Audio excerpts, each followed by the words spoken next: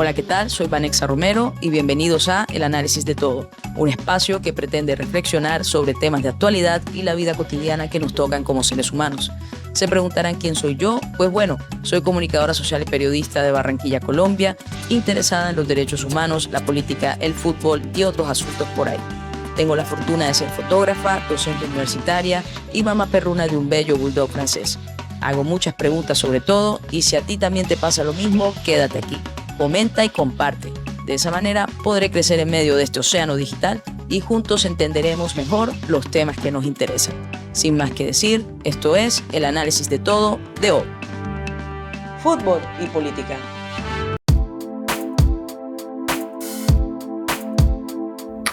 Hola a todos, soy Vanexa Romero y bienvenidos sean a El Análisis de Todo.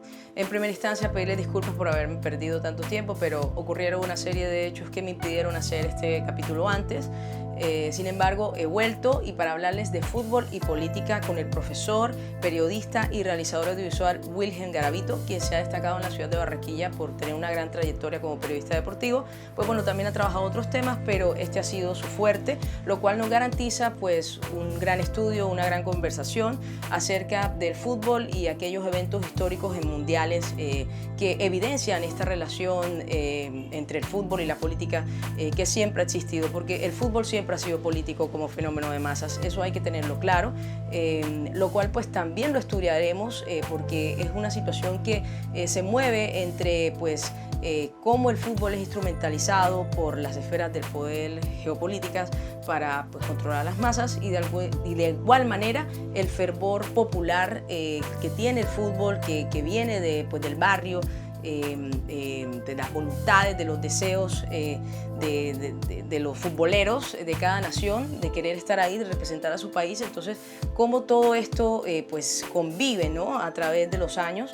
Lo cual pues, nos permitiría entender pues, lo ocurrido este mundial del 34 en Italia, en la Italia fascista de Mussolini, cómo las camisas negras fueron protagonistas, de igual manera pues, cómo las dictaduras del siglo XX influenciaron las selecciones nacionales de los equipos latinoamericanos y bueno, otro tipo de historias que nos ayudará a entender esa relación entre fútbol y política. Esto pues a portas del Mundial 2026 que comienza este 11 de junio, teniendo como partido inaugural México-Sudáfrica en la Ciudad de México. Por cierto, hermosa ciudad, hermoso país.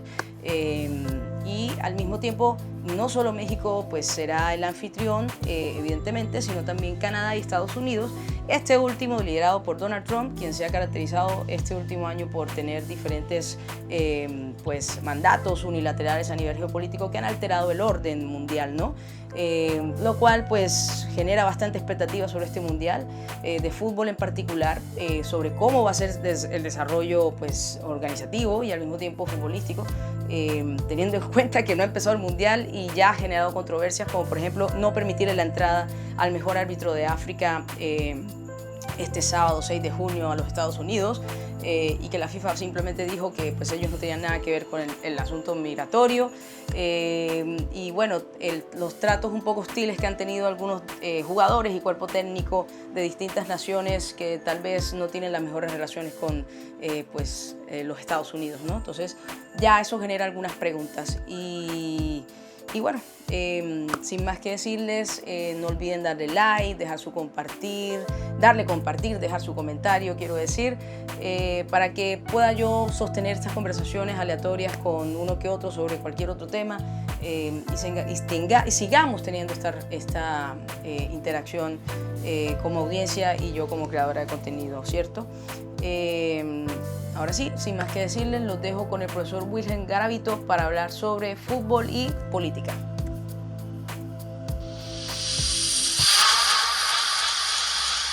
Soy Wilhelm Garavito Maldonado, periodista, creador audiovisual y profesor universitario.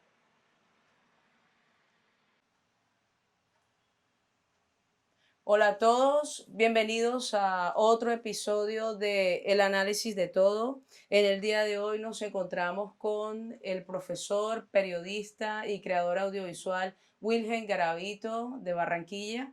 pues con quien he trabajado en largos años en periodismo, y le agradezco que esté aquí para este episodio tan especial en donde hablaremos sobre fútbol y política, pues con motivo de este nuevo Mundial de Fútbol que se celebra en Estados Unidos, México y Canadá, que está reuniendo pues a todas las naciones del mundo que lograron participar, superando las eliminatorias correspondientes, y analizaremos pues todas las arandelas que esto trae consigo a nivel geopolítico, ¿no?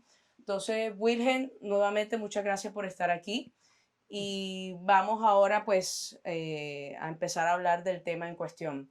Eh, Empecemos con esta pregunta. ¿Cuál es la relación entre el fútbol y la política? Bueno, fútbol y política siempre han tenido relación. El fútbol siempre ha sido político. El fútbol refleja en gran medida, refleja como ningún otro juego, como ningún otro deporte, lo que somos a nivel social. Si queremos entender, si queremos hacernos una idea de cómo funciona una sociedad, ver el fútbol, ver su fútbol, ver la manera en la que juega, la manera en la que compite, la manera en la que celebra, la manera en la que se lamenta de una derrota, en gran medida comenzamos a entender cómo es esa sociedad. No estoy diciendo que sea el único escenario para hacer lectura de, pero sí uno muy eficiente y sí uno que se encuentra siempre muy a la mano. Entonces, desde ese prisma, desde ese punto de vista que indica que todos los seres humanos por naturaleza somos políticos, todos tenemos una relación con la política, y aquí estoy, digamos, haciendo énfasis en una tesis aristotélica, es decir, hay un ciudadano que puede ir por la vida diciendo yo no tengo nada que ver con la política, no me interesa, más bien no te interesa, pero no que no tengas nada que ver con la política, eso no es posible. Todos los pasos de un ciudadano tienen una relación con la política. Entonces, en este caso, hablando de fútbol, siempre ha existido una relación, y ahí estamos marcando un poco, digamos que a manera de silogismo, es decir, si todos tenemos que ver con política, si todos los seres humanos, todos los ciudadanos somos políticos, eh, y a su vez el fútbol refleja todo lo que hay dentro de una sociedad, de inmediato digamos que refleja también ese componente político de cada sociedad de manera puntual. Esto se entiende un poco mejor con ejemplos, mucho mejor con ejemplos. Vámonos a un ejemplo, quizás en el estado más primigenio o digamos más primitivo del fútbol como lo conocemos hoy. Tengamos en cuenta lo siguiente, todas las civilizaciones de la antigüedad tuvieron juegos de pelota, no necesariamente se llamaba fútbol. Estoy hablando de India, China, Egipto, Mesopotamia, y si cruzamos el océano Atlántico encontramos que los aztecas y los mayas también tenían juegos de pelota. Sí, era con la cadera, ¿no? En algunos lugares fue con la cabeza, en otros lugares fue con la cadera, etc. Pero hubo juegos con pelota, no se llamaban fútbol, aclaremos. Si nos vamos a la Europa medieval, vamos a encontrar que en algún momento la corona británica declara ilegal ese juego de pelota al que en algunas regiones ya se le llamaba fútbol, y en el que no necesariamente había una diferenciación de si el balón debía jugarse con las manos o con los pies. No había una delimitación de terreno, no había un número delimitado de jugadores, en fin, no había las normas que conocemos hoy, no existían, no estaban en el panorama. Y en algún momento la monarquía británica lo declara ilegal porque considera que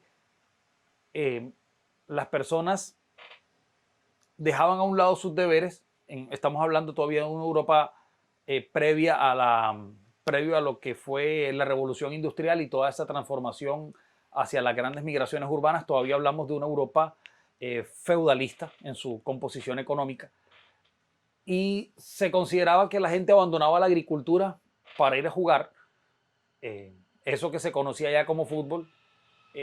Había muertos, había desórdenes callejeros, en fin, porque no existía ningún tipo de reglamentación, entonces se declara ilegal.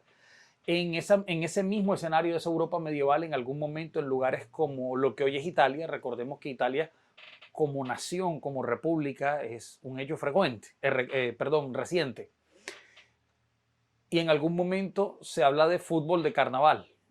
en ese contexto europeo, principalmente de lo que hoy es Italia.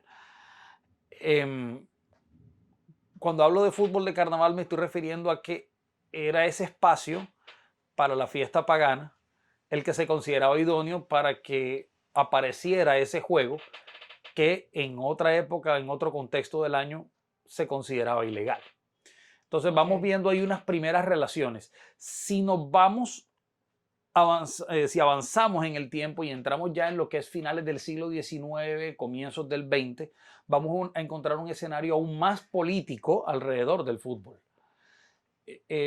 Hablemos puntualmente de la Gran Bretaña, principalmente de Inglaterra, todavía muy marcada con todo lo que representó la era victoriana, y una sociedad en la que ya se ha consolidado la revolución industrial, pero en la cual hay deudas desde la perspectiva social.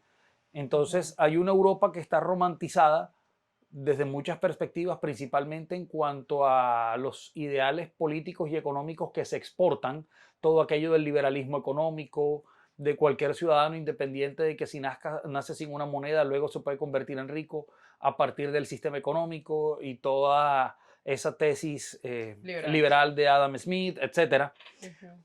Pero al margen de todo ese escenario de transformación socioeconómica, hay una Europa que nos cuenta la literatura, hay una Europa que nos cuenta el arte, que es la Europa en la que hay gente con pocas oportunidades, es la Europa que nos cuenta Víctor Hugo en Los Miserables, donde puede morir alguien de hambre, es la Europa en la que no necesariamente lo legal es justo, precisamente esa que nos cuenta la literatura realista europea. Y en esa Europa, principalmente en ese seno, en ese núcleo que es Gran Bretaña, surge el deporte que hoy conocemos como fútbol en unas circunstancias, en un contexto meramente político y económico. ¿A qué voy? Inicialmente, lo que hoy conocemos como fútbol se comienza a definir a finales del siglo XIX, cuando unos estudiantes de la Universidad de Cambridge definen lo que se conoció como las reglas o las normas de Cambridge, es decir, el primer reglamento del fútbol. A esa actividad, a ese juego que todavía no podíamos considerar deporte, porque como tal no había mayor preparación atlética alrededor de, y en el que literalmente podían rodar cabezas, no había diferenciación sobre si era con los pies o era con las manos, prácticamente todo valía.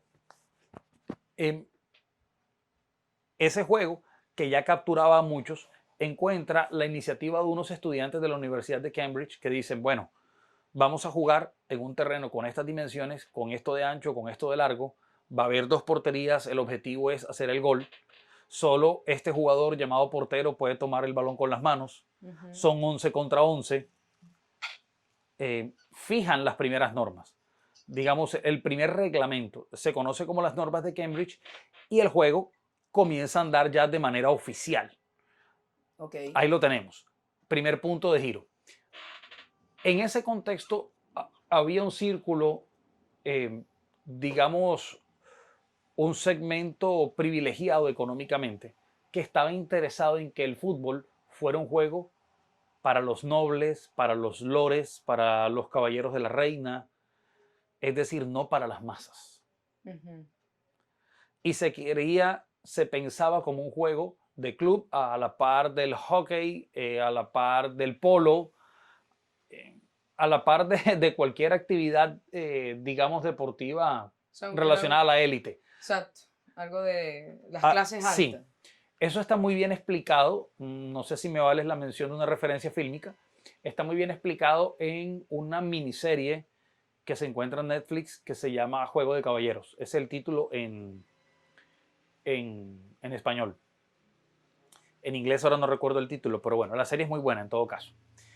Bueno, en ese contexto de esa Europa que tenía deudas desde la perspectiva social, el fútbol fue determinante para cambiar realidades sociales, inicialmente de individuos y luego de muchos núcleos familiares. ¿Por qué viene ese cambio y por qué viene ese contexto? Resulta esto. jugadores que podían marcar diferencia a partir de su talento no tenían forma de hacer parte de un club social. Sencillamente, no tenían cómo pagar una membresía de un club, pero eran obreros de fábricas. La reglamentación impedía que el fútbol fuera profesional, es decir, a nadie se le puede pagar por jugar. La gente va a jugar porque quiere jugar. Porque puede jugar. Y porque puede jugar, puede exacto. Más que él quiere, él puede, participar. exacto, listo. En algún momento, de manera ilegal, de manera fraudulenta, hay equipos que comienzan a insertar a hombres, a obreros de fábrica en esos equipos. Sí, algunos dirigentes, digamos clandestinamente, comienzan a insertar, se supone que como invitados, a hombres que trabajan en fábricas, que son obreros, y sobre el papel no les estaban dando nada, pero realmente sí les estaban pagando, porque de qué otra forma un obrero dejaba tirada la fábrica para ir a jugar fútbol. Claro. Y bueno, yo quiero que los más jóvenes hagan una reflexión. Vamos a lo siguiente, no era el fútbol con las reglas de hoy, ¿no? O sea, las tarjetas amarillas y rojas aparecieron en México 70, hagamos esa claridad. Un jugador era expulsado solamente cuando al árbitro le parecía que era demasiado. Que era demasiado. Pero era un fútbol muy primitivo y en el que prácticamente todo valía. Claro. ¿Sí? Había cualquier cantidad de agresiones y no sé si algún jugador de hoy estaría dispuesto a jugar en las condiciones a las que se jugaba en aquel momento. No estábamos hablando de guayos aerodinámicos ni de ninguna de las comodidades con las que hoy se juega. No estamos hablando de clubes que tuvieran kinesiólogos, fisioterapeutas, psicólogos, etcétera. No, era un fútbol meramente primitivo. Entonces, en esas condiciones, sin ARL, sin nada parecido, los obreros iban a jugar a exponerse a todo. Y en algún momento, hay alguien que considera, hay una, digamos que, un grupo de la dirigencia que dice, espérate, esto no lo vamos a poder contener. El fútbol es un asunto de masas, olvidémonos de que esto es un asunto de lores y de caballeros. No. Esto traspasará cualquier cosa y sencillamente hay que abrir la puerta a todos. No podemos pensar que esto va a ser un deporte amateur y para una élite. Y bueno, comienza la historia del fútbol profesional allí en ese núcleo que es Gran Bretaña. ¿En qué momento nacen los mundiales? Más o menos. Bueno, la idea de un mundial de fútbol inicialmente en un círculo europeo fue considerado como una tontería de un francés llamado Jules Rimet. Por lo menos hay documentación de periódicos británicos, de columnistas británicos que decían mundial de fútbol, eso es una tontería francesa. Más o menos con esas expresiones. Porque se consideraba que el trofeo máximo, el galardón máximo de un futbolista eran las Olimpiadas. Eran los Juegos Olímpicos. Hay deportes con casos singulares. Por ejemplo, para un futbolista lo máximo es la Copa del Mundo, así como para un ciclista lo máximo es el Tour de Francia. Pero para un atleta de 100 metros planos, nada será más grande que el oro olímpico. ¿Sí? Hay casos de casos, ¿no? Bueno, la iniciativa es de Jules Rimet, quien creo realmente fue un visionario. Y bueno, ¿en qué contexto comienza a desarrollarse el Mundial de Fútbol? Yo creo que Jules Rimet sí entendió muy bien una dinámica social y en alguna medida podía estar contagiado de lo que ocurrió en Francia posterior a la Primera Guerra Mundial. ¿Qué pasa después de las guerras? Históricamente está demostrado. Después de la guerra la gente quiere olvidar la guerra. Después de las grandes guerras, bueno, decir grandes guerras tal vez es redundante porque todas las guerras dejan tragedias. Independiente de si son a mayor o menor escala, de si son más prolongadas o no en el tiempo, pero todas las guerras representan una tragedia para lo que somos como humanidad. Pero particularmente después de la Primera Guerra Mundial, en aquel momento llamada Gran Guerra, surgen una serie de movimientos culturales en Europa que demuestran que Europa precisamente quiere olvidar la guerra. Quiere olvidar la pesadilla y las razones que la llevaron a esa pesadilla. Es tan así que existe menos literatura y menos cinematografía para hablarnos de la Primera Guerra Mundial que de la Segunda. Y no quiere decir que la primera no sea importante.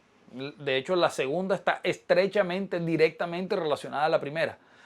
Pero hay una diferencia, creo yo, sin ser historiador, pero atrevidamente creo que a Europa en gran medida le da vergüenza reconocer las razones por las cuales llegó a esa Primera Guerra Mundial.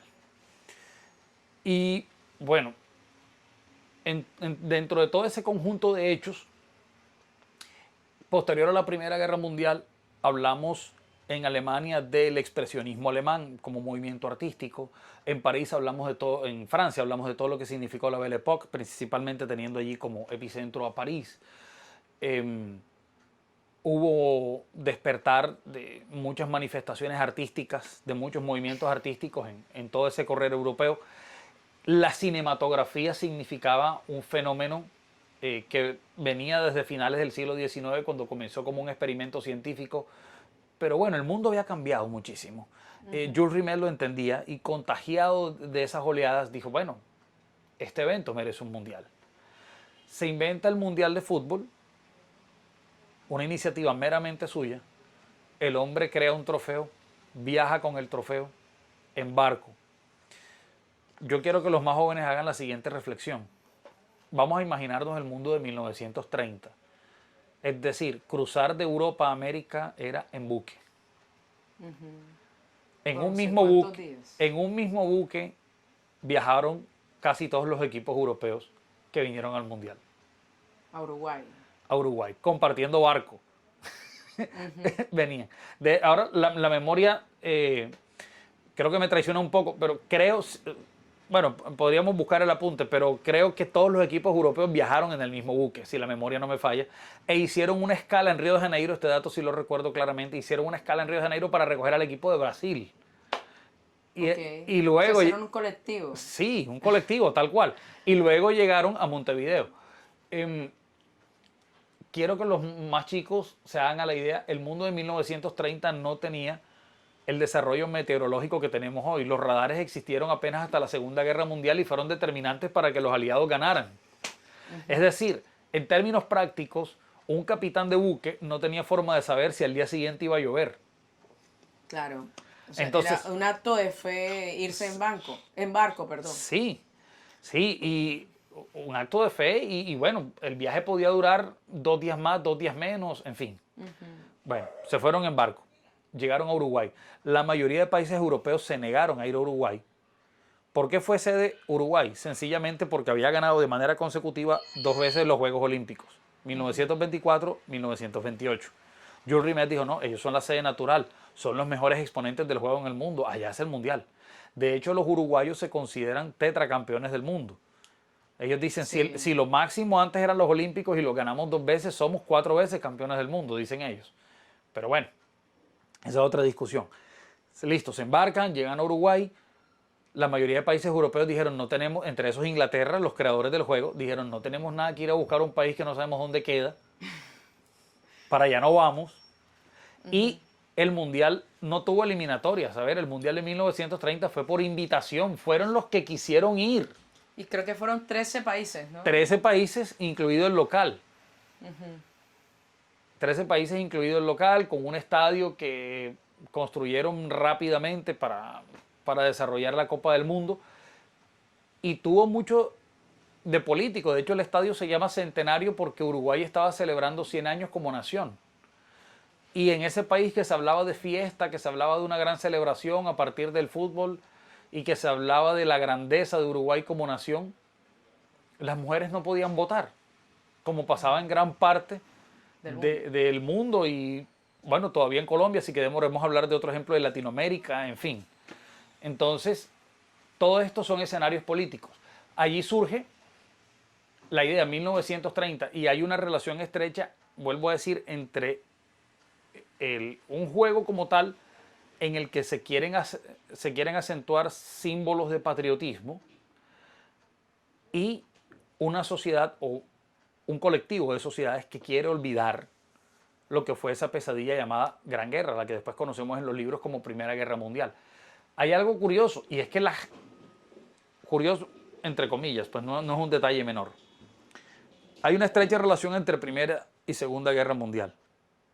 Y también hay una estrecha relación entre el Segundo Mundial de Fútbol y la manera como se estaba cocinando, como se estaba fraguando eso que después conocimos como Segunda Guerra Mundial. En 1934, cuando se juega la Segunda Copa del Mundo en Italia, a la que los uruguayos dicen no vamos, porque si ellos no quisieron cruzar el mundo, nosotros no vamos a ir ahora. Y esa Copa del Mundo será un fracaso, dijeron los uruguayos, porque los mejores exponentes del juego en el mundo somos nosotros, que hemos ganado esto 3 veces, pues no vamos a ir. Y eso no tendrá el mismo nivel. Quien gane ganará un torneo de segunda mano. Eso consideraron los uruguayos en su momento. Bueno, pero resulta que hay un contexto político muy denso, muy complejo en Italia. Un contexto en el que ya no se habla de patriotismo, sino de nacionalismo, que es una cosa distinta. El nacionalismo termina siendo nocivo indistintamente de si quien lo promueve está en la línea de la derecha o en la línea de la izquierda. Los nacionalismos, la historia demuestra con suficientes ejemplos, no son sanos, no dejan buenas experiencias. ¿Sí?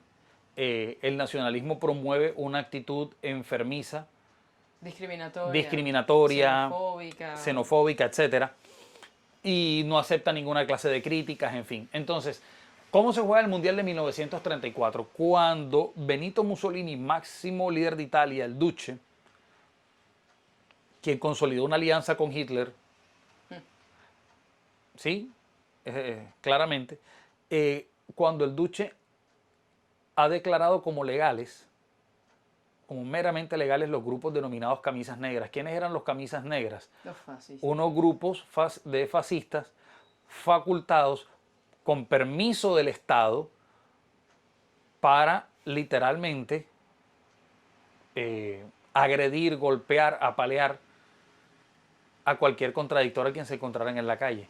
Inclusive, dentro de las prácticas de los llamados camisas negras estaba obligar a cualquier sujeto, a cualquier ciudadano que identificaran como contradictor del sistema, a obligarlo a ingerir en la vía pública un purgante fuerte llamado aceite de ricino, y a que el individuo perdiera el control de sus esfínteres estando en la vía pública, y ridiculizarlo, minimizarlo de esa manera.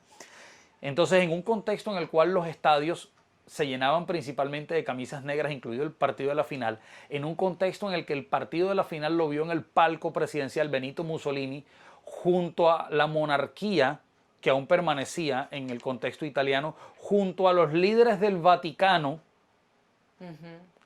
un contexto en el que Benito Mussolini bajó al camerino, al vestuario del equipo italiano cuando jugaban la final, en el partido de la final frente a Checoslovaquia. Esa historia está perfectamente documentada. Mussolini bajó y se dirigió a Vittorio Pozzo, cuando el partido aún iba 0-0, entrenador del equipo italiano.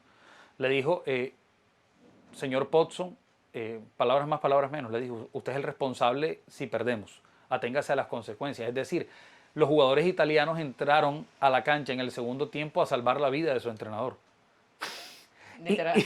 Y comenzaron por recibir un gol, y bueno, luego Italia le da vuelta al asunto y termina ganando el partido 2-1. Pero en ese contexto es tan político ese Mundial del 34, uno de los partidos con más cargas políticas, con más carga política en la historia del fútbol. Bueno, no existe registro televisivo de aquello, pero sí hay mucho registro de prensa de la época. Fue el partido que jugaron Italia y España.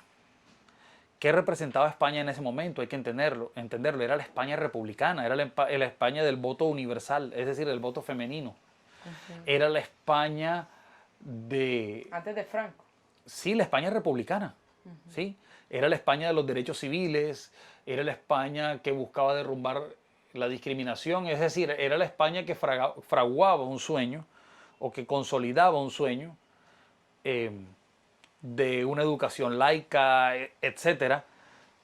Y bueno, cuando entraron a la cancha españoles e italianos, indistintamente de si todos los italianos apoyaban a Mussolini o no, indistintamente de si todos los españoles se identificaban o no con el modelo republicano, claramente se estaban enfrentando dos fuerzas antagónicas. Claro. Y imagínense esto hoy. No existía una reglamentación que dijeran que el partido, si quedaba empatado, tenía que jugarse, luego tiempos extra y luego se definía desde el punto penal.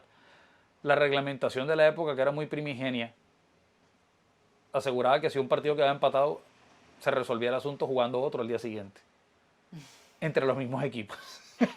Hasta que alguien gana. Sí, hay, de hecho creo que es un partido con récord de lesionados, o sea, algo así como 7 españoles y 4 italianos terminaron en enfermería. Es decir, no me imagino hoy con el despliegue que puede tener un partido de fútbol, cómo sería haber visto eso. Claro.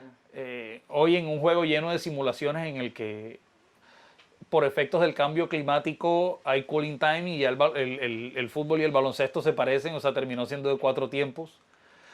En fin, entonces, si nos venimos en una línea de tiempo, estoy poniendo Italia 34 como ejemplo, pero si nos venimos en una línea de tiempo, ese contexto fútbol, política, ha estado siempre. Claro, y en ese sentido entonces uno podría pensar que un mundial de fútbol terminaría siendo como pues una manifestación material de cierto imperialismo geopolítico o terminaría siendo en parte una manifestación de el fervor popular de una nación, es decir, creo que es un conjunto de cosas, creo que es todo lo que has dicho y más, porque el jugador que entra al campo está cumpliendo su sueño de niño. Fervor popular. El jugador que entra a la cancha, por lo menos si es latinoamericano, o si es de Europa del Este, o si es africano,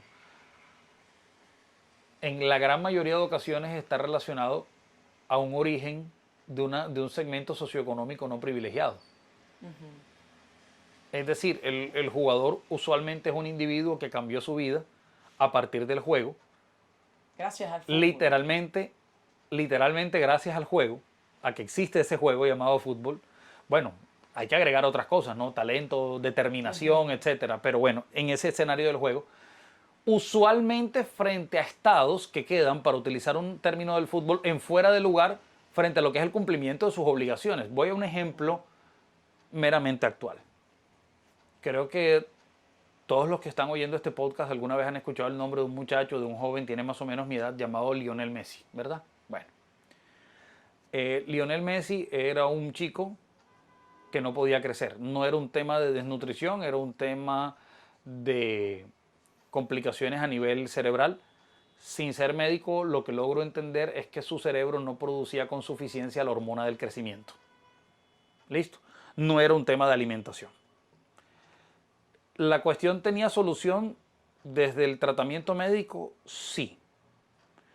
Pero el Estado al que le correspondía proteger a ese infante llamado Lionel Messi era Argentina. Estoy hablando de Argentina como Estado.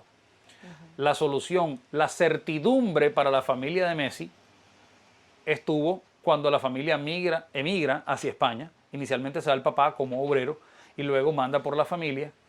Y bueno, allá se encuentran con la posibilidad de llevar el tratamiento médico con una suficiencia, con una eficacia mucho mayor, cuando el muchacho con 13 años llega a las divisiones menores del Fútbol Club Barcelona y Barcelona dice, espérate ahí, este muchacho es un diamante en bruto, nosotros asumimos el costo del tratamiento.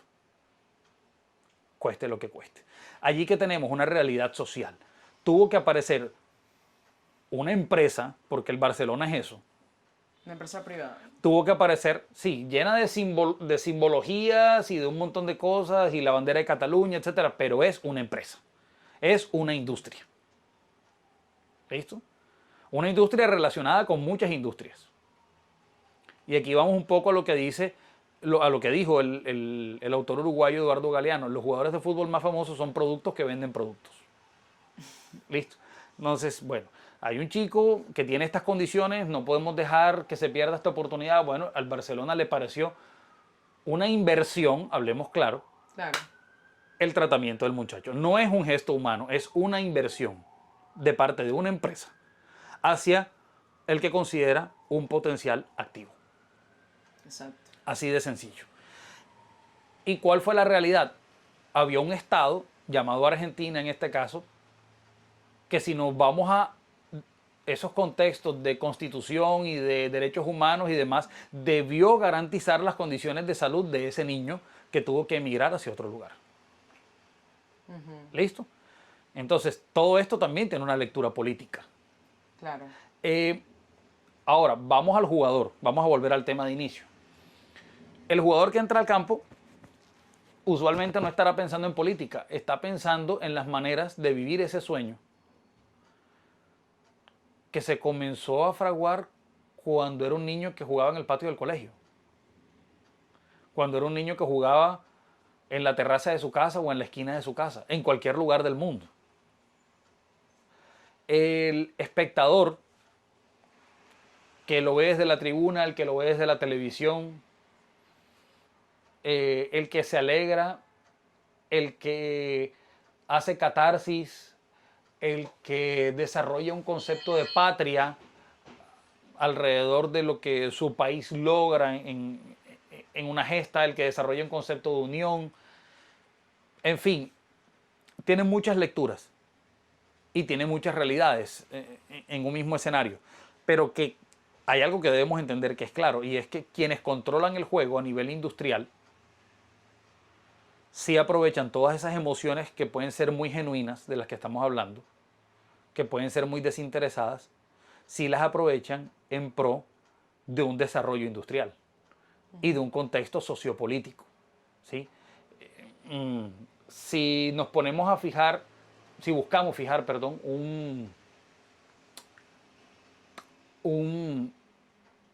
quizás el que podemos decir como el mayor ejemplo de la historia, o como uno de los grandes ejemplos de la historia, tal vez sería inexacto si digo que es el mayor, pero sí es uno de los grandes ejemplos de la historia, que es el Mundial de Argentina 78.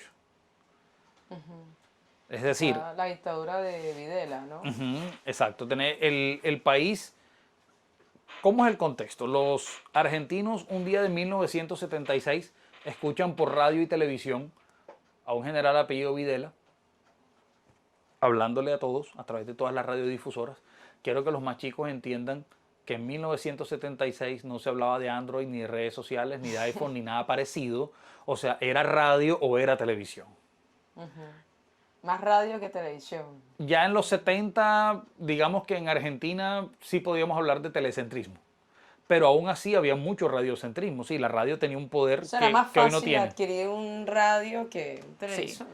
Pero hoy es difícil que un muchacho que vea al portero del edificio en el que vive viendo el partido de Real Madrid en un celular se haga la idea, ven acá, pero el portero cómo estaba sin verse el partido, ¿cómo así que lo escuchaba por radio? Sí. Y realmente fue así hasta hace muy poco tiempo. Pero bueno, en esa sociedad de radio y televisión, cuando un gobernante hablaba por todas las frecuencias de radio y televisión, estaba captando una atención total. Eso quiero que lo entiendan los más chicos. Bueno, en 1976 apareció el general Videla en radio y en televisión diciendo que había comenzado el proceso de reorganización nacional, que desde los eufemismos del discurso oficial consistía en que las Fuerzas Armadas en su vocación de servicio llegaban a poner la nación en orden. Suena eso sí. Familiar. Sí. Bueno, hubo pragmatismo dentro de ese proceso, porque la selección argentina le había sido encomendada a César Luis Menotti, miembro del Partido Comunista, quien nunca escondió su posición política. Y aunque hubo alguna intención de la Junta Militar de tener otro entrenador que no fuera Menotti, finalmente se convencieron o les tocó convencerse de es la persona idónea. Para nuestros propósitos. Sí. Y adelante. Sí. Bueno, sin desconocer lo que los jugadores argentinos pudieron hacer futbolísticamente, que bueno, finalmente ganaron al Mundial, había una tragedia política. De hecho, hubo varios jugadores, algunos con mayor figuración que otros, que se negaron a ser parte de la Copa del Mundo. Varios jugadores de la selección argentina, un caso icónico es el Lobo Carrascosa. Johan Cruyff, que era la máxima estrella del fútbol holandés, se negó a ir a Argentina porque de alguna forma no quiso eh, ser un agente distractor frente a un pueblo que vivía lo que él consideraba una tragedia. Es famosa la anécdota de Johan Cruyff, para entonces era la gran estrella, la máxima estrella del Barcelona, y dicho por un jugador argentino que era su compañero en el equipo y que no fue convocado a la selección, dice, no, Cruyff y yo vimos el partido, la final Argentina-Holanda, nos las vimos los dos en un sofá frente a un televisor en la sede del Barcelona. Cómodamente. Bueno, ¿cuál era el contexto? Comenzó la Copa del Mundo. Estamos hablando de una sociedad en la que dentro de ese llamado proceso de reorganización nacional, todas las semanas, todos los días desaparecían personas. Los grupos de las organizaciones de activistas de derechos humanos, el Estado, hablando en Argentina, Naciones Unidas, aún no han logrado, casi 50 años después, unificar una cifra sobre realmente cuántos fueron los muertos y cuántos fueron los desaparecidos. Aún no han logrado ponerse de acuerdo. De ahí nace, creo que lo de las madres de la Plaza de Ahí Mayo, vamos. ¿no? Las madres que ya son abuelas. Que han muerto algunas. Sí, desgraciadamente. bueno, es un tema de naturaleza, ¿no? Claro. Sí. Pero bueno, su legado sí es imborrable en cuanto a lo que es la conciencia en un pueblo. Precisamente esas madres de la Plaza de Mayo, cuando aún no estaban denominadas como tal, como madres de la Plaza de Mayo, que comenzaron a congregarse en una dinámica muy particular. En algún lugar que estaba documentado, lo leí, estaban prohibidos ciertos tipos de reuniones y un policía que vio un grupo reducido de señoras reunidas se les acercó y les dijo: señoras, para no detenerlas, para no tener que llevarme las presas, mientras charlan, caminen. Y ellas comenzaron a caminar alrededor de la plaza y el grupo se fue haciendo más y más grande. Pero ese grupo no era abordado, no era entrevistado por ningún medio argentino, ni impreso, ni radial, ni televisivo. Digital no, porque no existían, ¿no? Y fue un periodista holandés, ese registro está en YouTube, fue un periodista holandés quien las abordó días antes de la final.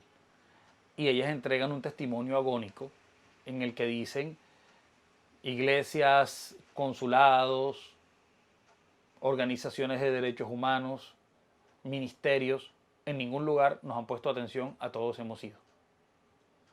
No sabemos qué pasa con nuestros familiares. La respuesta que encontraban de parte de las autoridades era: nosotros no sabemos nada, si su hijo, si su hija está perdida, tal vez se la llevaron sus compañeros. Hay mucha cinematografía al respecto, pero todo esto, y mucha literatura y mucho periodismo bien hecho.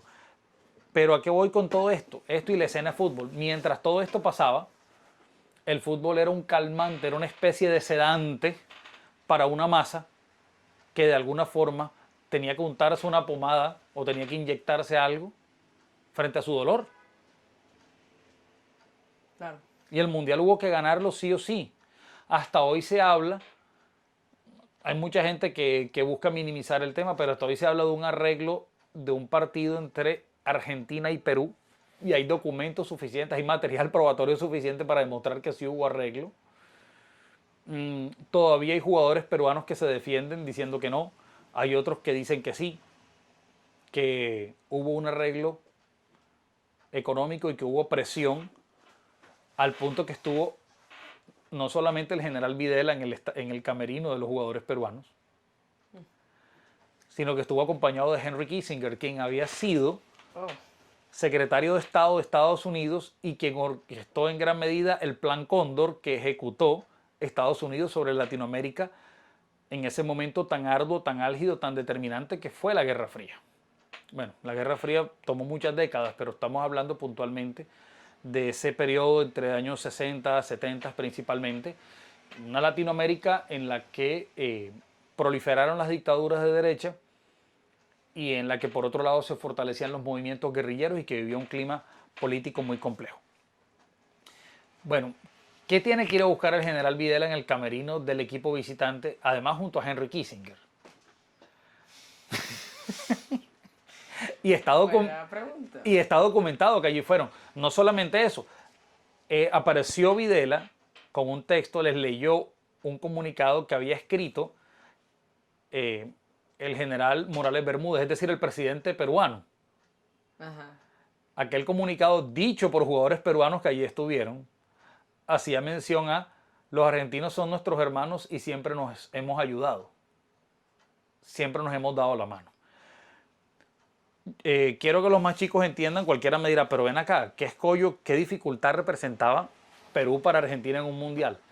Bueno, los tiempos cambian. Quiero que entiendan que Perú en 1978 a nivel Suramérica era una potencia. Quiero que entiendan que el gran goleador de los años 70 en el Barcelona era un peruano, el Cholo Sotil.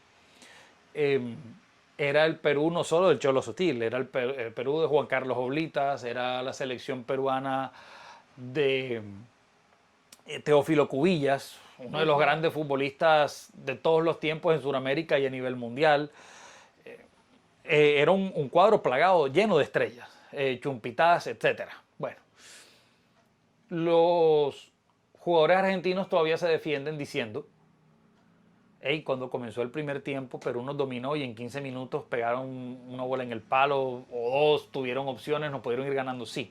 Pero del lado peruano hay quienes manifiestan: el arreglo fue para que el técnico, quien hasta el sol de hoy no ha logrado dar una explicación convincente por la cual no alineó a todos los titulares, para que no alineara todos los titulares, y los que estuvieron en el campo estaban comprometidos, por lo menos varios estaban comprometidos a no ganar el partido.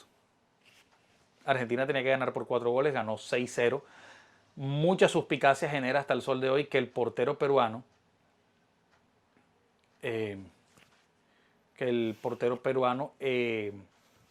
era realmente un argentino nacionalizado en Perú. No. Y está comprometido, esas imágenes existen, está muy comprometido en 2 de los 6 goles. Okay. Hay un futbolista argentino que fue titular en el compromiso, Óscar Ortiz, un puntero, un extremo dicen hoy, en aquel momento decían puntero, es técnicamente lo mismo. Óscar Ortiz habla de que sí hay soborno y que inclusive hay doping. Bueno, el dopaje en aquella época, digamos, no quiero entrar en falsas acusaciones, pero el dopaje en aquella época, de acuerdo a lo que uno encuentra en documentos y de acuerdo a la historia, a las historias que uno recoge cuando hace reportería, y quienes hacían parte de la competencia futbolística en diversos contextos nacionales e internacionales en aquella época, te dicen que era la cosa más cotidiana, porque sencillamente no había controles o los controles eran apenas muy incipientes. En los 80, por ejemplo, sí, que sencillamente no había controles y que muchas cosas estaban normalizadas. Pero bueno, en ese contexto se desarrolla ese Mundial de Argentina 78 y luego se plasma en la memoria, luego se queda en la memoria de un país esa estampa triunfadora de esa selección argentina de Mario Kempes, de Osvaldo Ardiles, de Pasarela, un gran equipo indudablemente, con también un toque de ayuda, digamos, providencial, porque cuando el partido, la final frente a los holandeses no se había definido, cuando estaba todavía empatado, los holandeses estrellaron un balón en el palo, que perfectamente pudo y pudo mandar la historia en otra vía, pero bueno, en el juego hay un componente azar. Claro. Finalmente es eso en esencia, un juego. Al margen de que la ciencia esté implicada desde la preparación física y muchos otros factores.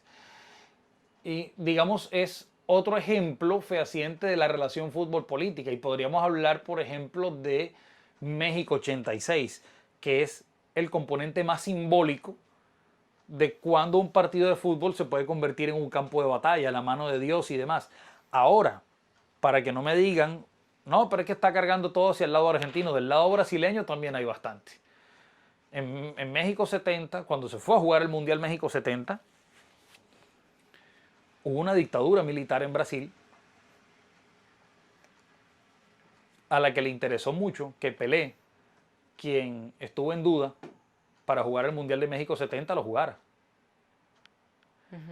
Y la relación entre fútbol y poder fue tan estrecha que un señor llamado João Havelange, en ese momento el máximo dirigente del fútbol en Brasil, no viajó a Brasil con la selección. Se quedó en Brasil y se vio todos los partidos a través de un televisor sentado junto a los generales del ejército. No. Qué poco intimidatorio eso. Una relación. No, realmente fue una maniobra política de Havelange. No fue una presión que ejercieron los militares. No. Fue una jugada Eso política no de lo sabía. Havelange. Resulta lo siguiente. El fútbol en Brasil no estaba manejado por la CBF, por la Confederación Brasileña de Fútbol. Estaba manejado por un organismo que manejaba todos los deportes. Okay. Hagámonos la idea. ¿Como un ministerio? Sí, hagamos la idea, era un instituto. Hagamos la idea cuando en Colombia existía Coldeportes. Entonces supongamos que dentro de ese grupo entraba el fútbol. Bueno, el fútbol profesional en Brasil era manejado por esa entidad. Okay. A dicha entidad llegó Havelange como máximo dirigente. Havelange no provenía del fútbol como dirigente. Havelange provenía de la natación. Havelange compitió en los Juegos Olímpicos en 1936 como jugador de waterpolo. Y manifestó una rotunda admiración, una gran admiración enorme hacia el orden y hacia la grandilocuencia, hacia los niveles de progreso, como él los entendió, de la Alemania nazi de Adolfo Hitler. Pero también manifestó esa admiración cuando fue a la Unión Soviética gobernada por Stalin. O sea, realmente, ¿qué se puede leer entre líneas? Havelange era un hombre en pro del totalitarismo. Y conmovido siempre por las grandes figuras de poder. ¿Listo? Y fue más político que todos los políticos. Siempre estuvo bajo el árbol de la sombra. O sea, cuando tuvo que ser amigo de la derecha, fue amigo de la derecha. Cuando tuvo que ser amigo de la izquierda, fue amigo de la izquierda. O sea, fue pragmático. Absolutamente. Desde ese punto. ¿Okay? Y llegó a ser presidente de la FIFA. Entonces, ¿qué ocurrió? Cuando se estaba jugando el Mundial de México 70, Havelange tenía ya orquestado su plan para apoderarse de la FIFA. Y lo primero que necesitaba era el respaldo del gobierno de su país. Entonces, bueno, el hombre se quedó en Brasil frente al televisor y tomando, no sé, algún whisky con los militares, viendo los partidos, viendo las maravillas de Pelé y de Rivelino. No fue a México. Ya estaba en campaña. En campaña, compitiendo con Havelange, estaba un británico que había estado al mando de la FIFA por mucho tiempo, llamado Stanley Rous. En aquel tiempo no era escandaloso, algo que sí es Stanley Rous. Hoy indigna en redes sociales, aunque en la praxis pase poco. Pero tú te imaginas hoy, o alguien se imagina hoy, no sé, un dirigente de la FIFA que salga a decir: yo soy partidario del apartheid. Y Stanley Rous lo manifestaba públicamente. Bueno, en aquel momento... ¿Qué año era? Recuérdame. 1970. Y 70. bueno, y plena irrupción de la contracultura, todos los cambios que hubo en el mundo a partir de los años 60, la cultura hippie, las protestas contra la guerra de Vietnam, mayo del 68, en fin, la década más convulsionada del siglo XX y en gran medida una de las décadas más convulsionadas en todo lo que representa nuestra historia. Bueno, bajo ese acontecer, el señor João Havelange comienza a dar entonces los otros pasos para apoderarse de la FIFA, que fueron meramente políticos. Y una vez más vamos a adentrarnos en la relación fútbol-política. Resulta que Havelange se da cuenta que en la FIFA todos los votos valen lo mismo. Y el presidente se elige por votos. Entonces él dice: ven acá, es que el voto de Panamá, el voto de Nicaragua y el voto de, qué sé yo, Jamaica, vale exactamente lo mismo que el voto de Italia, de Alemania y de Inglaterra, que son las potencias del fútbol.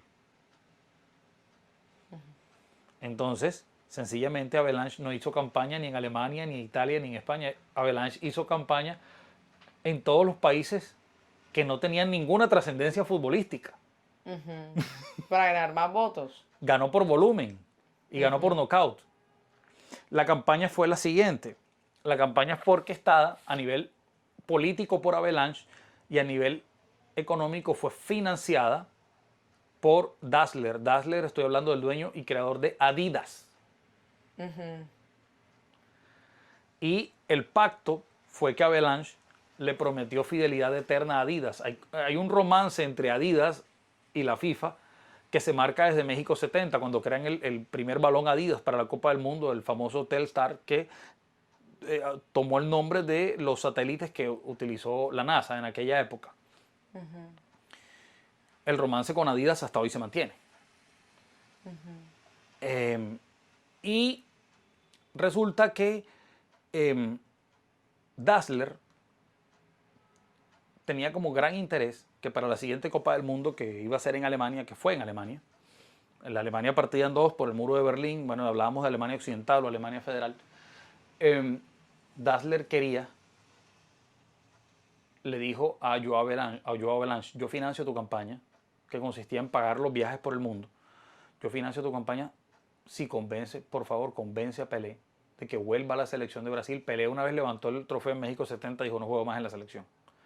Y se convirtió en un producto que vendía productos. Ya lo era, porque el fútbol, la industrialización del fútbol, que me perdonen Messi y todos los que vinieron después, nació con Pelé. Los modelos de marketing alrededor del fútbol nacieron con Pelé. Listo. Y Pelé, en ese momento, consolidado más que nunca como producto, se fue a jugar al Cosmos de Nueva York, un equipo que pertenecía a la compañía Warner Brothers. Claro.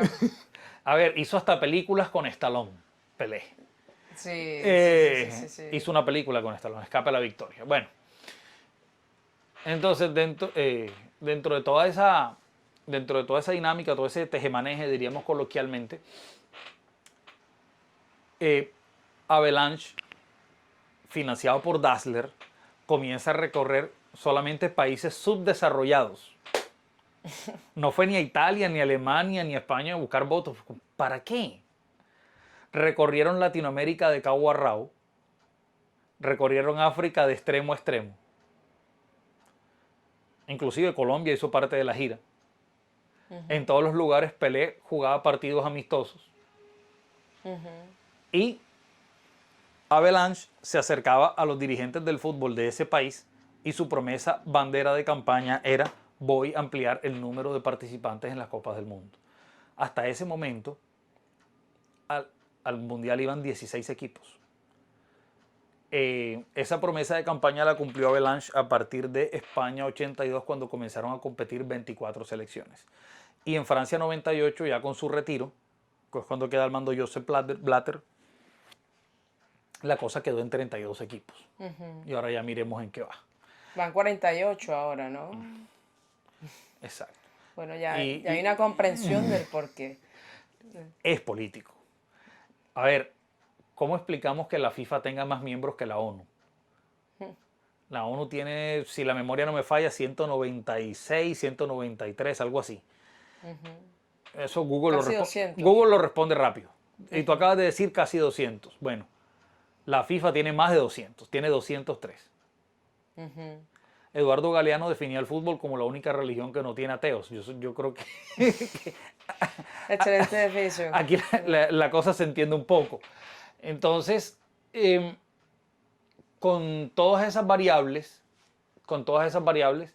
entendamos que siempre hay jugadas políticas alrededor de.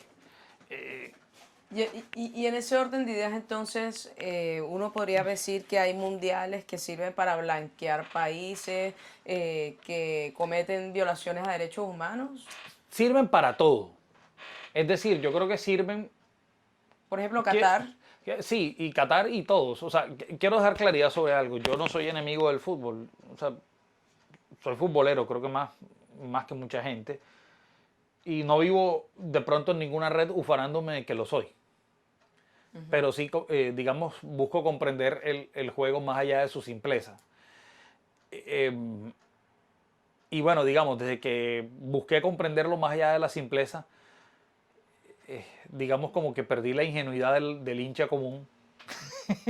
Claro. Y ya hay cosas que no me estremecen las fibras de la misma forma. Pero no quiere decir que no me vaya a emocionar con un gol de Lucho Díaz, o no quiere decir Claro. que... No lo disfrutes. o no quiere decir que no me emocione si gana Junior, no quiere decir que no me emocione si gana Colombia, si avanza a segunda ronda, tercera, en fin. Pues claro que sí. Pero ¿a qué voy con todo esto? Más allá de la inocencia,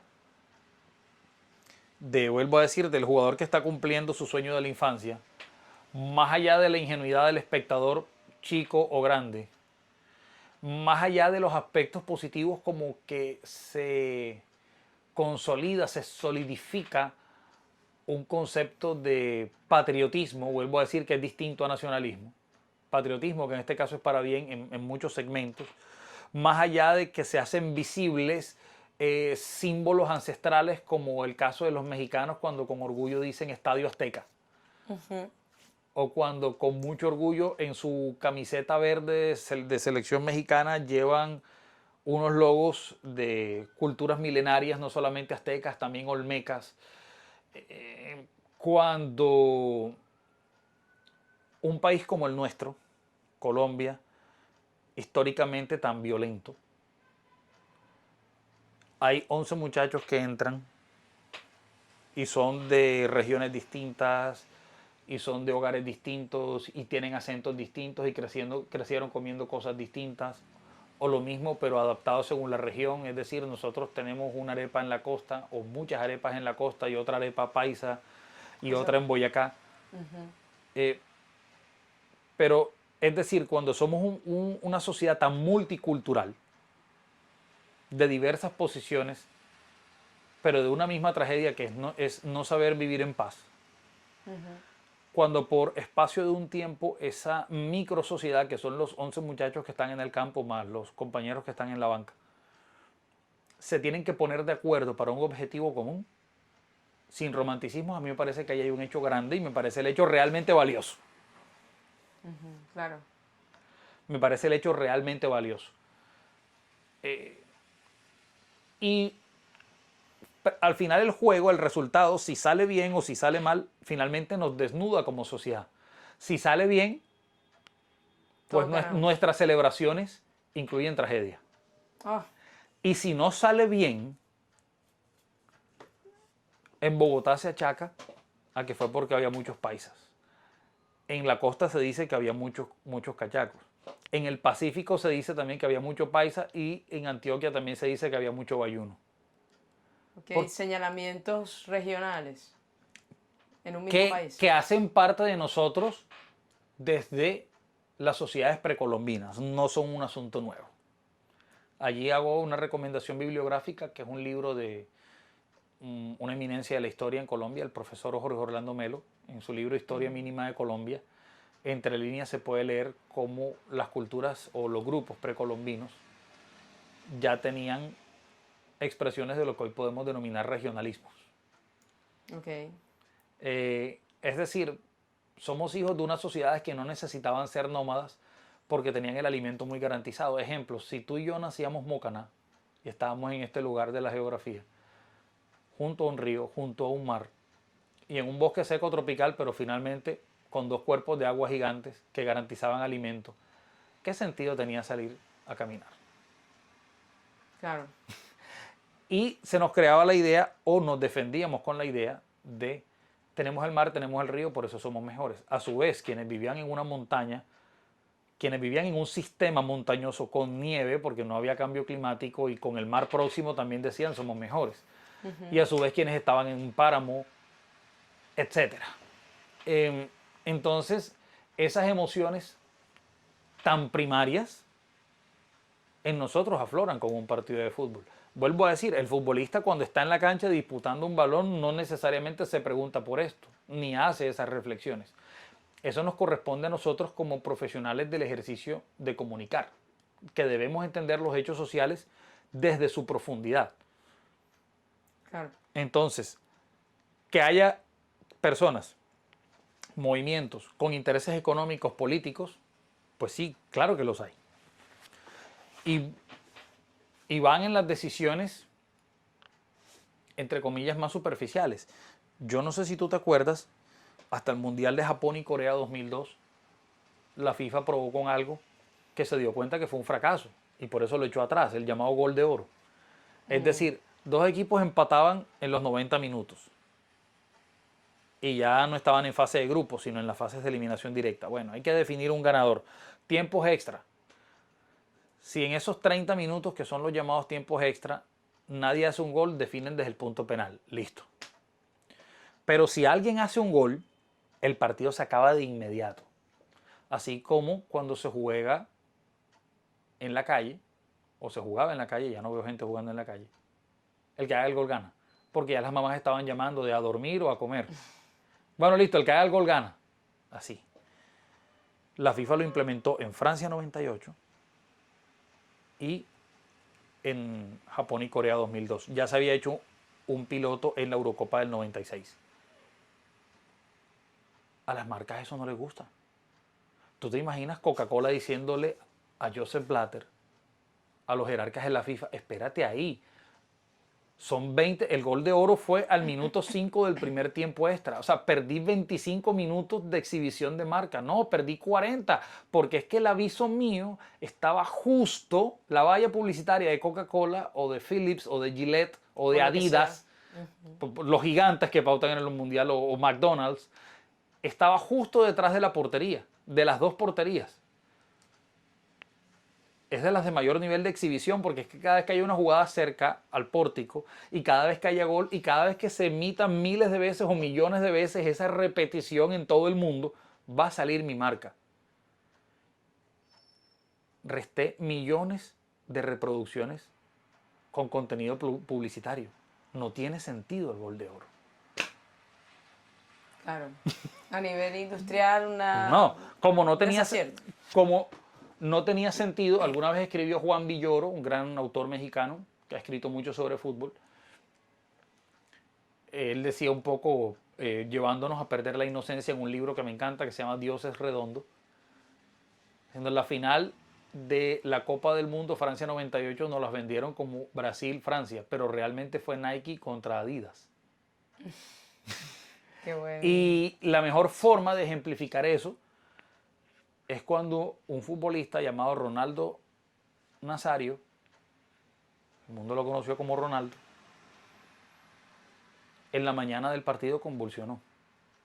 Y creo que lo obligaron a jugar la final, ¿no? Lo crees muy bien.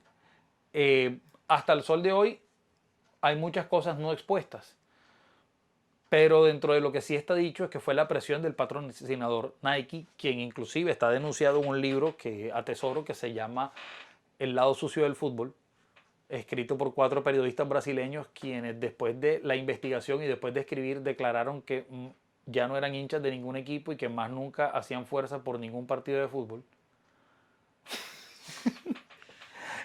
Pues esas cosas pasan cuando uno estudia, ¿no? Estudia e investiga. Encontraron y lo publican allí cómo Nike definía el calendario de la selección brasileña, es decir, contra quién jugaba, definía qué jugadores llegaban o no a la selección. Ok. Bueno, y ahí, hay que leerlo. Allí nos están desnudando el ejemplo brasileño, pero pasa en un sinnúmero de lugares. No crean que en Colombia no pasa. Claro. Y el punto es que Ronaldo es obligado a jugar, a entrar a la cancha, y era prácticamente un alma en pena, un zombie. O sea, era un hombre que estaba débil porque horas antes había sufrido una convulsión. Claro. Lo humano hubiese sido que no jugara. Lo humano, has dicho bien. Pero las lógicas del capitalismo salvaje entran a jugar en el fútbol. Claro. Listo. Entonces, en este caso, Ronaldo, ¿qué representa? El sueño del niño que contra viento y marea quiere estar en una final del mundo. Vamos a hacer una ecuación muy simple. ¿Cuántos niños y niñas ahora, dentro de la lógica actual, juegan fútbol en el mundo? Es un número indeterminado. Sí, es un número... imposible saberlo. Sí, exacto. Cuando hablo de juegan fútbol no me refiero a si están registrados oficialmente en un club. O sea, practiquen fútbol en la casa. Contemos los niños que patean en el patio del colegio. Sí, los niños que juegan en el parque frente a su casa. Contémoslos todos. ¿Cuántos sueñan con ser futbolistas profesionales? millones. Millones y millones. Podría ser el 80% de esos niños que... En algún momento dicen que lo quieren ser. Bueno, listo. ¿Cuántos logran serlo? Ahí viene un primer gran filtro. Como el 5%, 2%. Bueno, me parece atrevida una cifra, pero claramente muy pocos. Exacto. Bueno, ¿cuántos de esos que lo logran, que logran jugar fútbol profesional, llegan a la selección de su país? Ya, el porcentaje baja mucho más. Listo. ¿Y cuántos de los que alguna vez llegan a la selección de su país logran estar en un mundial? Porque es que no es un asunto solo de jugar bien, es un asunto de que finalmente tu selección puede no clasificar. Claro. ¿Cómo le pasó a Colombia? Como le pasa a muchísimos. Como sencillamente puede clasificar y el jugador se lesiona y no va. En fin, se va reduciendo, se va reduciendo. Ahora, dentro de todas esas reducciones, vamos a la última. ¿Cuántos dicen, mi país, mi selección, el equipo que yo conformaba, llegó a la final del mundo? Espérate. Entonces, en ese caso con Ronaldo, quien 4 años antes había estado en la final, pero la vio toda desde el banco, porque bueno, él no nació en Colombia ni en México, a él le tocó nacer en Brasil. Entonces, en el 94 él era un muchachito de 18 años, suplente de Romario. El 94 creo que fue en Estados Unidos también. Sí, O sea, este es el segundo mundial sí, en el 2026. Sí, entonces en el 94 era suplente de 2 grandes titulares que eran Romario y Bebeto. Espérate ahí. Y el muchachito le tocaba estar sentado, claro, esperando su oportunidad. En el 94 estamos hablando ya del mejor jugador, en el 98, perdón, del mejor jugador del mundo, quien tiene en ese momento toda la ilusión consignada en este es mi gran momento, este es el día que soñé toda mi vida, espérate ahí, un ataque convulsivo no me lo va a quitar.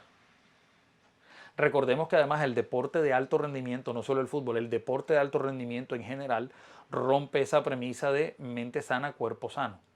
Ténganlo claro, sí, el deporte de alto rendimiento no está concebido como sano. No está concebido para llevar el cuerpo al 100%, se lleva al 110, al 140, al 150 si corresponde. Sí, los deportistas de alto rendimiento, una vez se retiran, comienzan a sufrir todos los dolores que la cortisona, que las infiltraciones no les dejaron sentir cuando se encontraban activos, porque sencillamente tienes que competir o competir. Claro, como me hiciste pensar en Batistuta. Por ejemplo, es uno de los grandes ejemplos. Sí. Entonces, bueno, ¿a qué vamos con todo eso? Allí vemos la presencia del capitalismo salvaje dentro de la dinámica del fútbol. Para irnos al punto de origen, sí, sirve para lavarlo o para maquillar lo que no está bien en una sociedad. Un mundial de fútbol. Un mundial de fútbol, pero para un anfitrión. Sí, pero para un anfitrión y para un no anfitrión. Pero también sirve para redimir símbolos de manera favorable. Hablemos de un ejemplo favorable, no todo tiene que ser malo. Colombia en 1990. Ser colombiano en 1990, tú y yo éramos muy niños, pero tenemos claro que era muy difícil. Siempre ha sido difícil. Bueno, pero bueno, el final de los años 80, el comienzo de los 90 tuvo unas particularidades, ¿no? Claro, narcotráfico, para empezar. Que no se ha ido, pero bueno, en aquel momento tenía otras manifestaciones. Hablamos de un periodo en el que fueron asesinados 3 candidatos presidenciales. Era la sociedad de las bombas.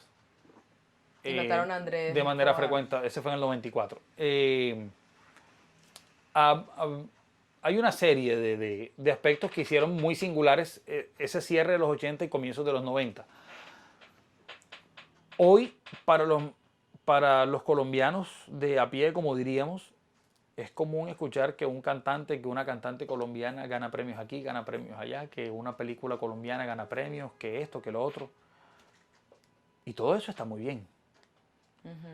Pero en 1990 eso no era cotidiano.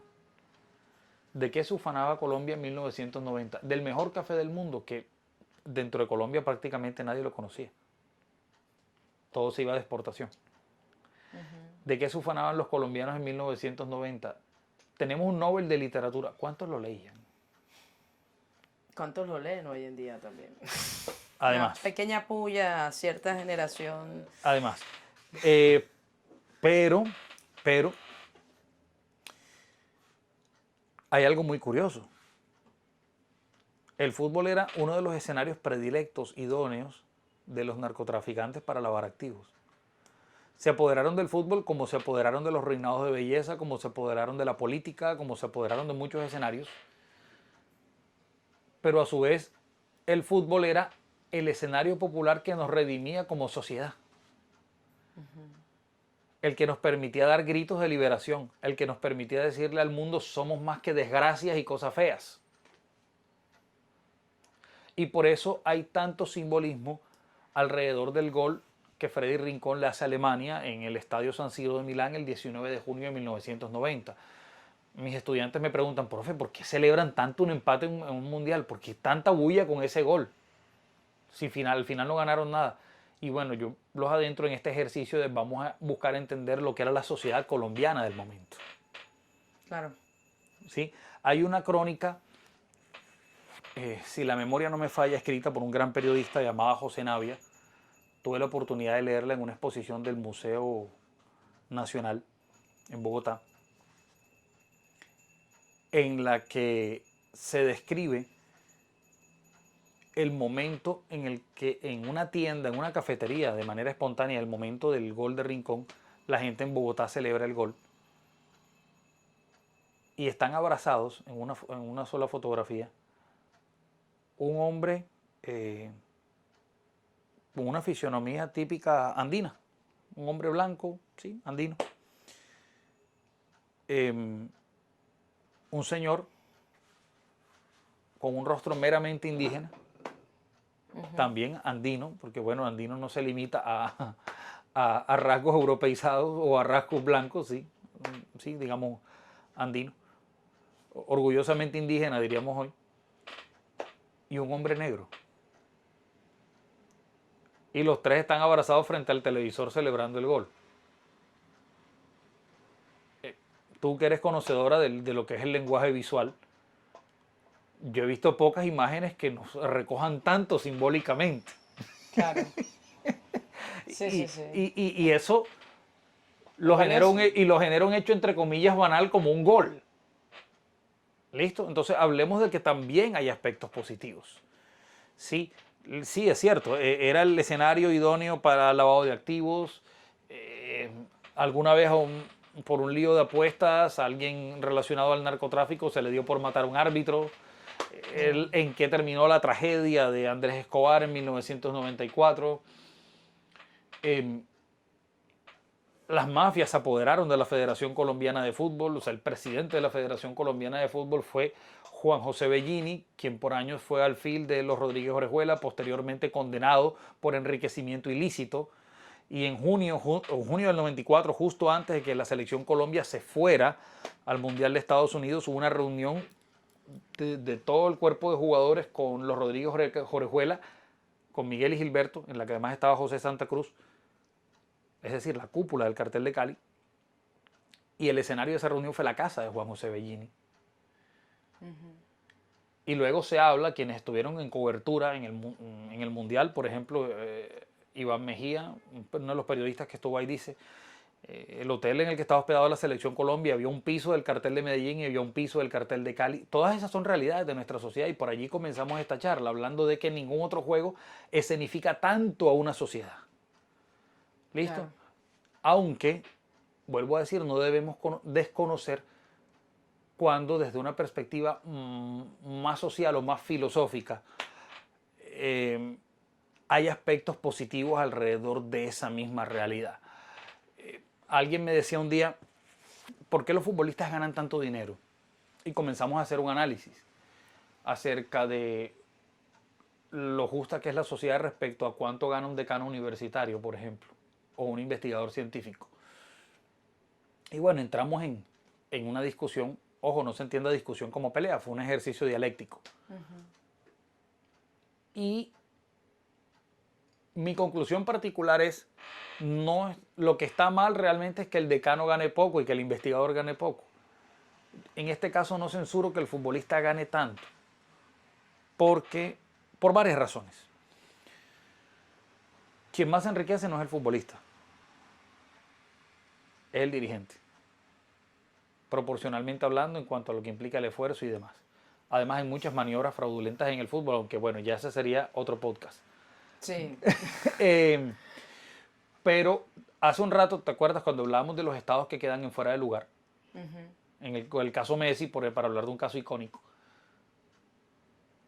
¿Qué le ofrecen nuestros estados? ¿Qué le ofrecen nuestros aparatos gubernamentales usualmente a jóvenes de estrato 1 que viven en casas en las que si se desayuna no se almuerza? Claro, no hay garantía de derechos. En las que no hay garantías de que los derechos los arropen, en las que no hay garantías muchas veces de cobertura escolar o de acceso a educación superior. Y cuando uno se acerca al futbolista, lo sé porque cubrí la fuente, y no tienes que acercarte al futbolista estelar. El futbolista promedio vas a encontrarle historias como esta muchas veces. ¿Qué hiciste con la plata? Cuando ya el tipo se retiró, cuando ya tiene 40 y tantos años. Y hice un negocio aquí, hice un negocio acá y me tumbaron, me la gasté. Pero bueno, hablemos de lo que quedó. Bueno, mi hermana menor la puse a estudiar, mi hermana estudió medicina. Mi hermano estudió odontología, mis hijos están estudiando. Y bueno, estoy con la situación apretada, pero bueno, me quedó mi casa y mis hijos están en la universidad. Ok, digamos, pagó el plato roto de no saber administrar X cantidad de dinero, pero yo creo que si hablamos de gente que fue a la universidad, ya estamos hablando de 2 pasos adelante. Algo quedó. Claro. Es decir, hay una transformación de un núcleo social, en este caso una familia. Claro. Como hay muchos otros que sí logran manejar bien el asunto. Y a veces no fueron los que más dinero ganaron. Pero todas estas lecturas están en cuanto a cómo podemos percibir y podemos comenzar a entender los rasgos de una sociedad a partir de cómo juega y cómo entiende el fútbol. Y bueno, es mucho más fascinante cuando estamos en época de premundial. Claro, y bueno, una última pregunta como para ir redondeando esta grata conversación entre nosotros. Muchas cosas que yo no sabía, te lo agradezco. Hay otras cosas que sí, pero unos datos bastante interesantes. Pero, ¿cómo crees que va a ser este mundial que va a empezar este jueves 11 de junio y que se acaba en julio? Si no estoy mal, a finales de julio, creo que es el 19. Puedo estar equivocada de la fecha exacta, perdón. Pero, ¿cómo crees que va a ser a raíz de toda esta situación global, ¿no? Con este premio Nobel de Paz de la FIFA que se inventó Infantino para Donald Trump y demás situaciones. Como brevemente, ¿cómo crees que va a hacer todo esto? Teniendo en cuenta todas las problemáticas que tiene un país anfitrión como los Estados Unidos interna con el tema del ICE, con el tema de su problemática actual en conflicto con Irán, que no dejaron entrar a un árbitro somalí recientemente. 7 horas estuvo siendo requisado un jugador iraquí. Es decir, toda esta convulsión política, geopolítica a raíz de Donald Trump, de su llegada a la presidencia, ¿cómo crees que va a ser este mundial de fútbol? En muchos aspectos creo que hay más preguntas que respuestas. Principalmente respecto a esas tensiones políticas que tienen un impacto en lo económico. El tema del precio de la boletería, por ejemplo, es exorbitante. Es ridículo. Es absolutamente ridículo. Y está hablando alguien a quien le gusta el fútbol, pero me parece que con lo que se consume en entradas se puede reducir en gran medida el hambre en el mundo. Sí, totalmente. La deuda externa de un país. El máximo esfuerzo económico que haré por este mundial es comprarme la tarjeta de DirecTV, la de prepago que me permite verme los partidos. Sí, y la de 64,000 pesos. Creo que no es más, creo que no alcanzaré a usarla toda. Pero hasta allí. Creo que hay más preguntas que respuestas en cuanto a todo ese componente de las tensiones políticas, porque claramente Donald Trump no entiende ni le interesa entender qué es el fútbol. La muestra más fehaciente fue cuando dijo, bueno, que no venga Irán, y entonces en su reemplazo invitamos a Italia. Y el presidente de Italia, el primer ministro italiano, quien sí entiende lo que es el fútbol, le dijo, señor Trump, nosotros somos tetracampeones del mundo, nosotros no vamos a ir al mundial por invitación si no clasificamos. Sería una vergüenza. Claro. Trump, desde la lógica mera del comerciante, del empresario, dijo que venga Italia. Italia le respondió decorosamente, usted no entiende de lo que está hablando. Entonces creo que una sociedad que entiende poco el fútbol y que realmente no le interesa entenderlo, no he dicho que está mal. A lo que otras prioridades sí, y de entretenimiento, y no está mal, cada sociedad tiene lo suyo. En el 94 ellos continuaron con el béisbol de Grandes Ligas como si nada. Y el mundial fue un asunto para los turistas y para los latinos. En esta ocasión, el problema no es que el ciudadano común no lo entienda. El problema es lo que políticamente el gobierno de turno en Estados Unidos cree que entiende y la manera como procede. Entonces, esa decadencia del comportamiento humano es la que marca unos grandes interrogantes respecto a cómo podrá ser esta Copa del Mundo. Me la imagino en cuanto a todos esos componentes que hemos estado hablando, geopolíticos, culturales y demás, me las imagino complejísimas, muy densas. En lo deportivo, bueno, tengo expectativas por ver a determinadas selecciones.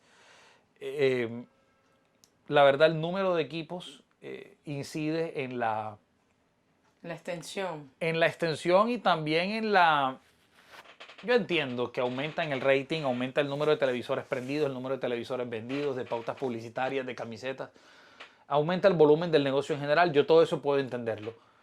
Pero no necesariamente aumenta la calidad del espectáculo. Yo no sé a cuántos aficionados en el mundo, al margen de los nacidos en ese lugar, les interesa ver un partido de Cabo Verde.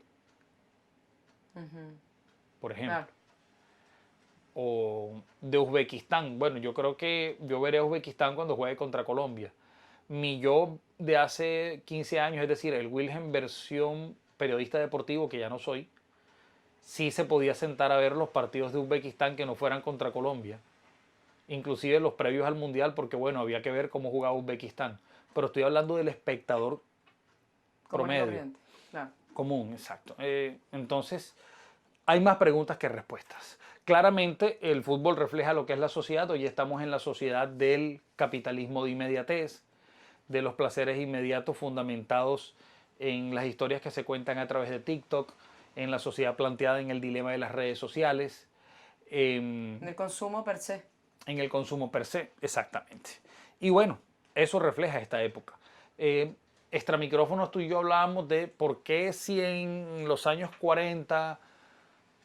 hubo una pausa por los mundiales de fútbol porque se desarrollaba la Segunda Guerra Mundial. 12 años. ¿Por qué ahora no hay pausa? Bueno, ahora no hay pausa porque sencillamente hoy el fútbol tiene un nivel de industrialización que en aquel tiempo no tenía. O sea que si hubiese tenido ese nivel, ¿los hubieran jugado? Aunque no, bueno, ese conflicto en ese momento fue sin precedentes. Hoy no tenemos un conflicto a esa escala, ¿sí?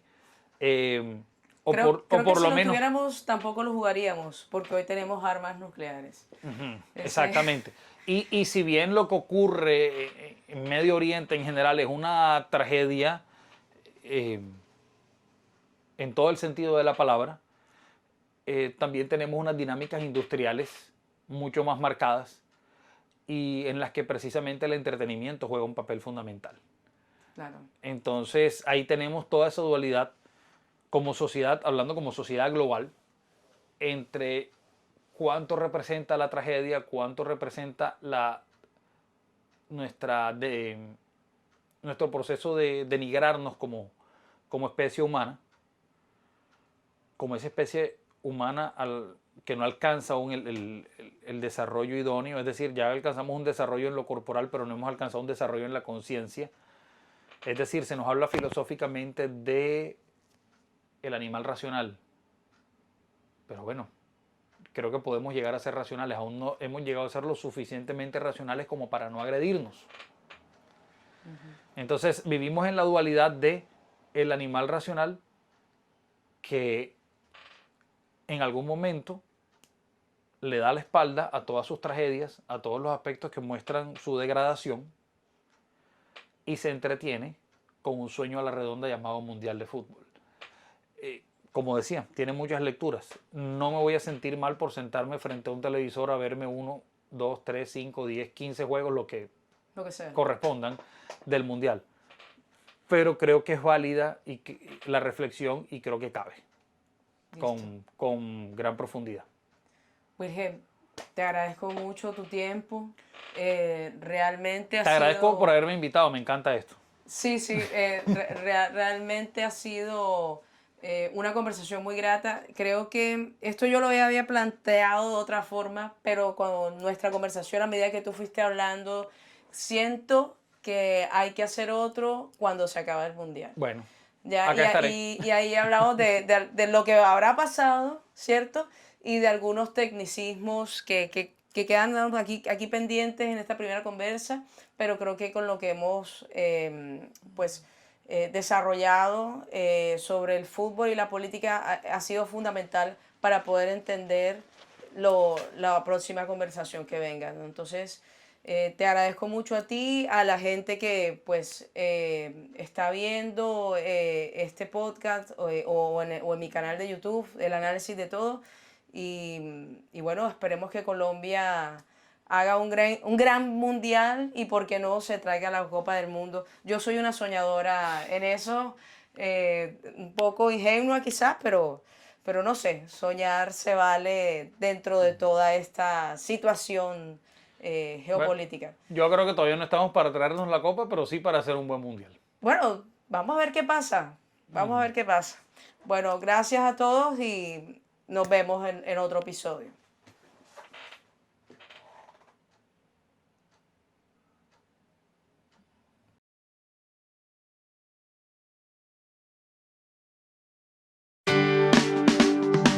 Bueno, amigos y amigas, ese fue el análisis de todo de hoy. Nos veremos en una próxima y no olviden suscribirse, comentar y compartir.